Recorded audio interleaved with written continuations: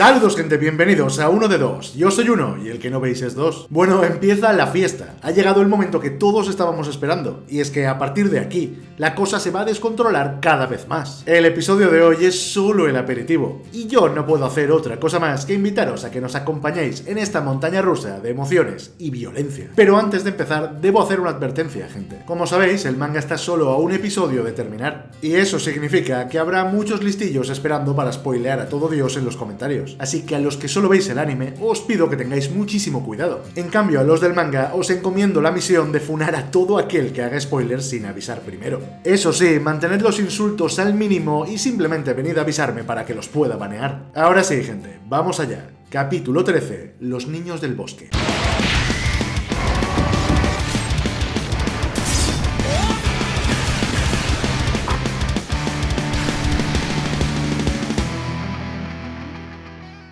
El episodio da comienzo a través de un flashback en el que se nos revela cómo fue que Zeke consiguió transformar en titanes a los habitantes de Ragako, la villa de Connie. Y es que aunque nosotros solo vimos aparecer al titán bestia dentro de los muros, en realidad este llegó acompañado de soldados de Marley. Y como si se tratara de bombas de humo, los soldados marleyanos esparcieron un gas alrededor de la aldea. Pero este no era cualquier gas, pues contenía el fluido espinal del titán bestia.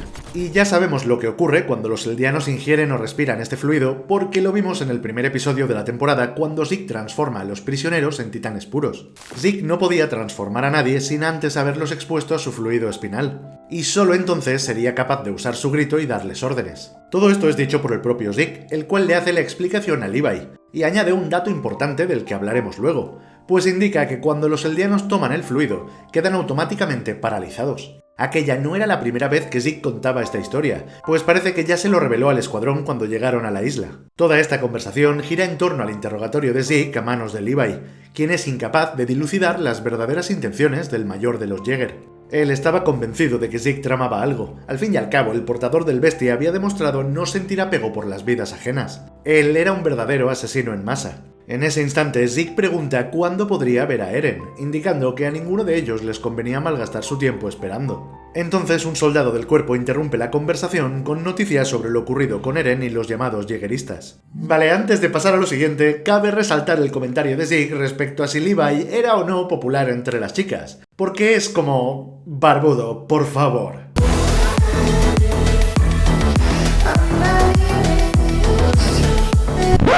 Ahora es el momento de pasar al restaurante en donde trabaja Nicolo. La familia Blues queda maravillada por el ostentoso acabado de la estancia, y es que ellos eran gente de campo. Nicolo les da la bienvenida y se sorprende de la cantidad de comensales. Pero es que el padre de Sasha es de los míos. Si es gratis, vamos todos y nos comemos hasta las paredes si hace falta. Aquí Kaya les dice a Falco y Gaby que Nicolo era el exsoldado marleyano con el que tenían que hablar, y les cuenta un poco sobre la relación que este tenía con Sasha.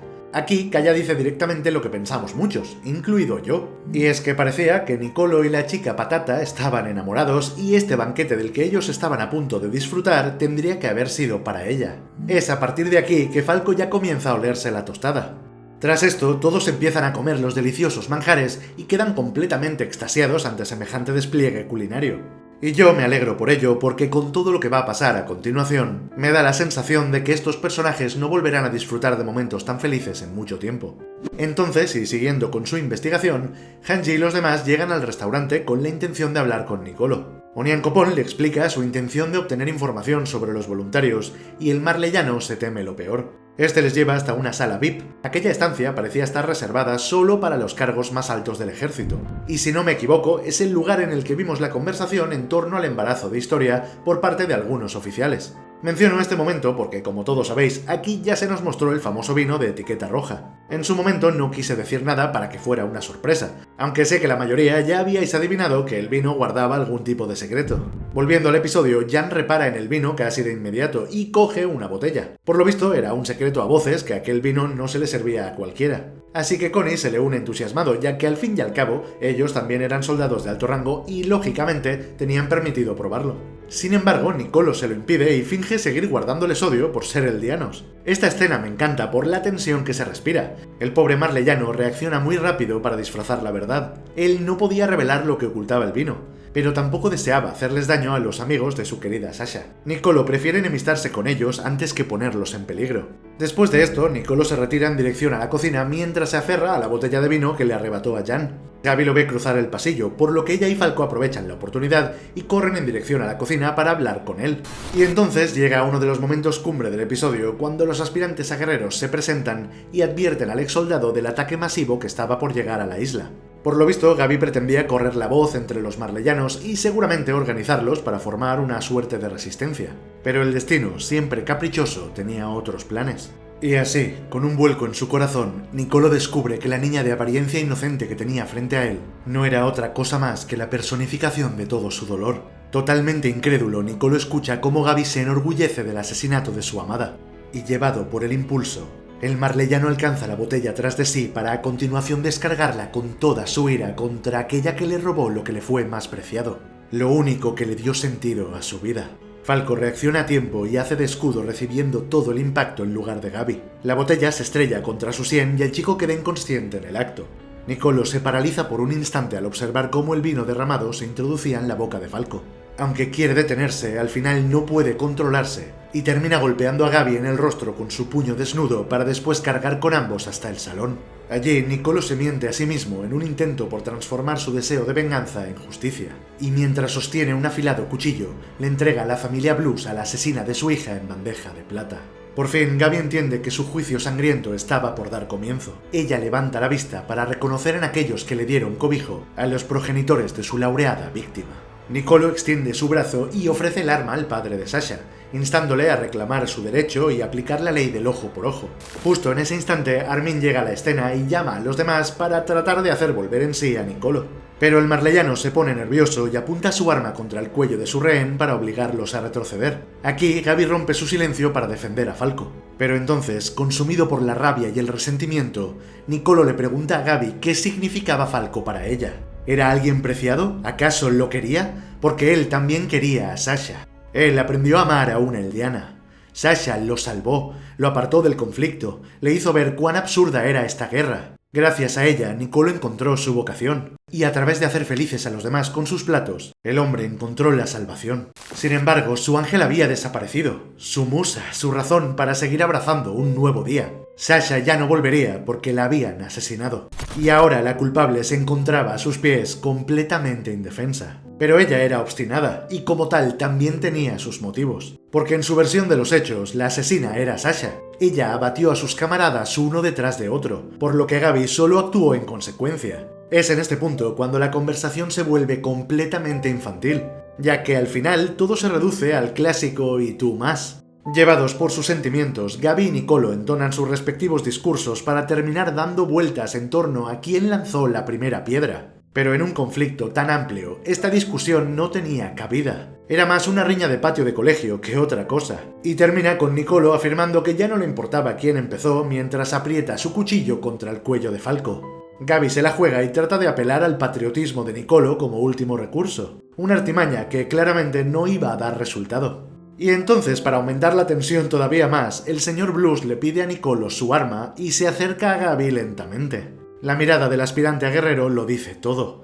Había llegado su hora. Jan y Connie observan en silencio, incapaces de mover un solo músculo. Y es Hanji la que interviene y trata de calmar al padre de Sasha. Pero entonces el señor Blues nos traslada el verdadero mensaje de la obra, con la metáfora que le da su nombre al episodio. Sasha fue una cazadora. Su padre la enseñó a usar el arco y a cazar para sobrevivir desde muy pequeña. Pero aquel modo de vida no podría durar para siempre, por lo que su familia la hizo abandonar el bosque. Pero entonces el mundo se hizo más amplio y Sasha se convirtió en soldado. Con el paso del tiempo, ella marchó a combatir a tierras lejanas, disparó a otra gente, y finalmente también ella recibió un disparo. Justo cuando sus padres pensaban que su hija había conseguido salir de aquel bosque, se dieron cuenta de que el propio mundo era un bosque gigantesco, en donde todavía seguía reinando la ley del más fuerte. Todo seguía siendo una cuestión de matar o morir. El señor Blues sabía que su hija murió porque vagó durante demasiado tiempo en lo más profundo del bosque. Era la responsabilidad de los adultos el sacar a los niños de allí, de las entrañas de un bosque corrupto y podrido. Pues de otro modo, los mismos errores seguirían repitiéndose una y otra vez. Si alguien debía cargar con los odios del pasado, esos eran ellos y no las futuras generaciones. La señora Blues le ordena a Nicolo que suelte a Falco. El rostro del marleyano refleja su vergüenza y debilidad. La altura moral de los Blues lo lleva a recobrar el sentido común. Y es que aquí tenemos el ejemplo de cómo unos simples campesinos sin cultura demuestran ser mucho más sabios que aquellos que se jactan de tener una gran formación académica y modales refinados. Y es que hacedme caso cuando os digo que el verdadero conocimiento no lo otorgan los libros. El verdadero conocimiento se obtiene a través de 3 cosas: la experiencia, el trabajo duro y la humildad. Y de estas 3 cosas, los Blues van sobrados. Gabi no podía creer lo que estaba ocurriendo. ¿Por qué seguía viva? ¿Por qué no la odiaban los Blues después de lo que le había hecho a su hija? Gabi había sido salvada por el enemigo otra vez, pero la dura realidad golpea de nuevo cuando Kaya, totalmente fuera de sí, se abalanza sobre ella dispuesta a terminar con su vida. Y es que incluso alguien tan bondadosa como ella tenía serios problemas para perdonar el asesinato de su salvadora. Ya sin fuerzas, Gabi es llevada a otra habitación por Armin y Mikasa mientras escucha los desgarradores gritos de dolor de Kaya. Esa era su penitencia. Para crecer, Gabi tenía que saborear todo el sufrimiento que había causado. Y entonces, azotado por la culpa, Nicolo advierte a Hanji sobre el vino que tragó el pequeño Falco, revelando así el misterio que ocultaba su interior. De aquí pasamos a Levi, quien es informado de la muerte de Zachary, pero lo importante son las órdenes que recibe. Yo me había estado preguntando cómo esperaban reducir a Eren para transferir su titán a otro eldiano, y aquí estaba la respuesta.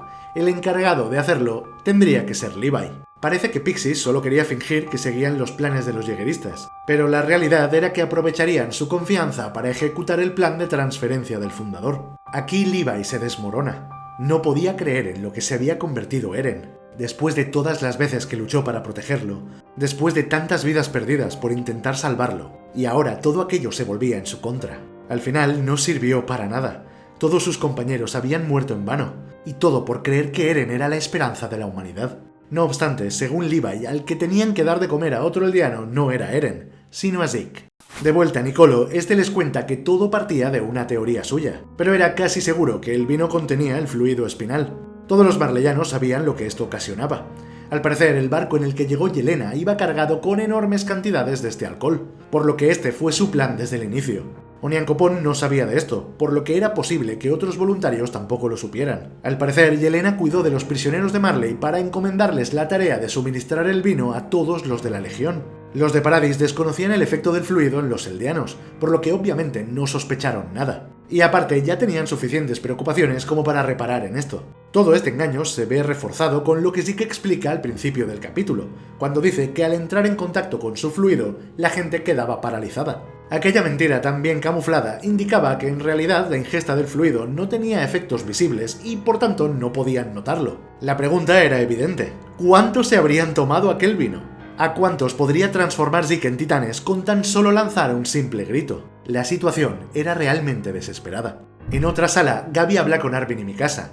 Ella sigue en shock, sigue sin entender por qué sigue con vida. Armin, ya cansado, se entristece por escucharla hablar de muerte todo el rato, y le dice que eso le hace acordarse de alguien. Lo que no se esperaba es que ese alguien justo acababa de entrar tranquilamente por la puerta. Eren había llegado hasta ellos, pero por el corte en su mano podemos adivinar que no viene precisamente en son de paz. Los jägeristas les habían localizado gracias al soplo del compañero de Nicolo. Floch reduce al grupo de Hanji y les explica que no negociarán con ellos, pues al parecer ya conocían de los verdaderos planes de Pixis.